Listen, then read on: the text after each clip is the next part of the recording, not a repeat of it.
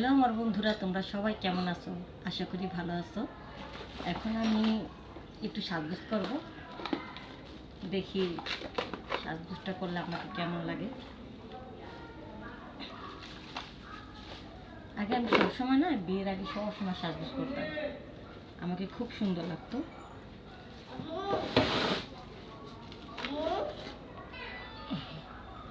এখন দেখো আমি কত সুন্দর করে সাজগোজ করে ফেলি।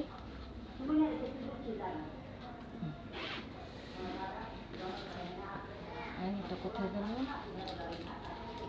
আয়নাটা বলি, আসলে আমি আয়নাটা খুঁজে পাইতেছি না।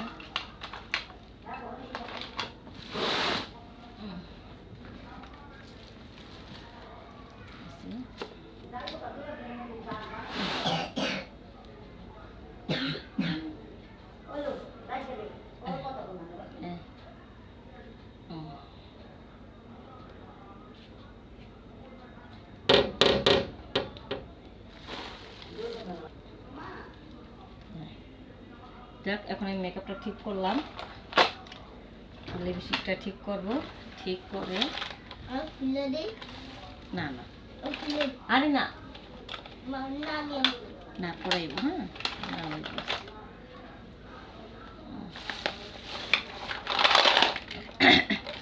মেয়ে মানুষ হয়েছে ঘরের সুকেস। মেয়ে মানুষকে যতই সাজাবেন ততই সুন্দর লাগবে, সুন্দরের শেষ নাই।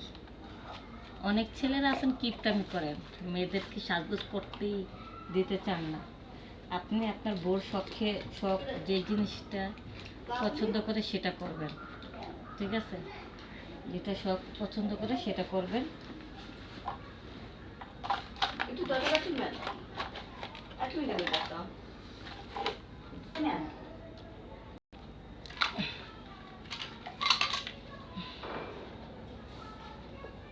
দেখো বন্ধুরা, আমি কত সুন্দর করে সাজগোজ করে ফেললাম। তোমাদের জন্য আমি কত কষ্ট করি।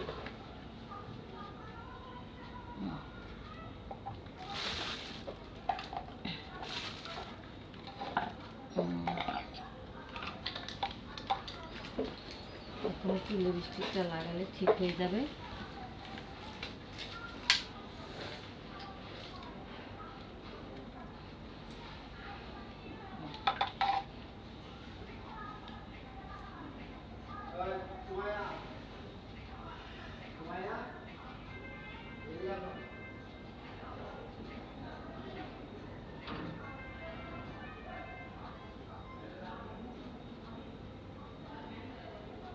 দেখো কত সুন্দর হয়ে গেছে। এখন এত সুন্দর করে সাজগোজ করে যদি একটা ছাকানাকা নাচ দিলে কি হয়? অনন্ত প্রেম তুমি দাও আমাকে,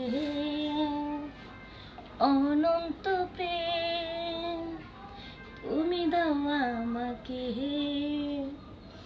এই বিপাশা ভরা এ মোহ, এই বিপাশা ভরা এ মোহ, তোমার ভালোবাসা শুধু ভালোবাসা প্রয়োজন,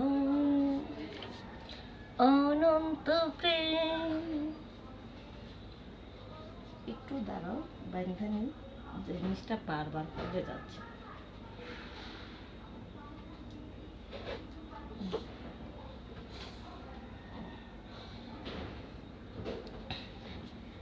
একদিন এক জায়গায় ঘুরতে গিয়েছিলাম,